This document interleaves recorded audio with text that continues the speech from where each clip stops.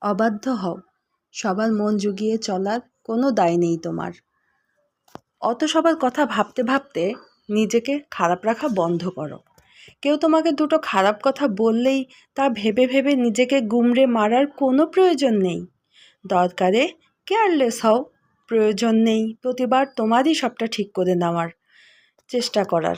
সম্পর্কটা ঠিক হোক। কেউ একটু ভালোবেসে কাছে ডাকলেই সব ছেড়ে ছুড়ে দৌড়ে যেতে হবে না। বুকে জমা সব কথা হাউ মাউ করে বলে দিতে হবে না।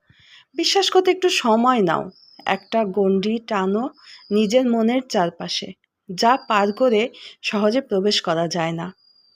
যেখানে কদর নেই সেখান থেকে উঠে এসো নীরবে, মিছে পিছুটানগুলো ঝেড়ে ফেলো।